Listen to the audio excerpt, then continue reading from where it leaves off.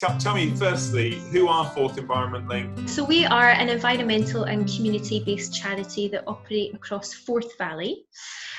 We work on a wide range of projects and different partnerships, and these are active travel, food and growing. We also run a lot of projects on reuse and repair. Pre-COVID, we were running a training session with youth groups, teaching them the kind of fundamentals of woodwork, upcycling, wood reuse and that sort of thing. The third sector in Falkirk, and indeed Falkirk Council, were already doing a lot in terms of emergency food provision.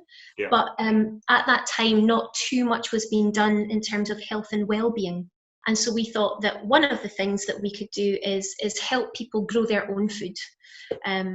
I think lots of people are aware of the health benefits that come with growing your own. And I think especially during that time of sort of collective stress and anxiety, giving people something to nurture, something to look after was really important. But crucially with the Veg Your Ledge project, it was really about targeting those people that didn't have that direct access to a garden or a green space. I always like to give credit to Richard, who is our wood reuse officer. He was the sole person responsible for making every single one of those boxes by scratch. So in terms of staff capacity, we were fairly limited. So what we did is we worked with community organisations, and throughout those 8 weeks, we worked with over 25 community organisations, and we gifted out 232 veg kits. Parents that took advantage of the scheme, giving their kids something to do.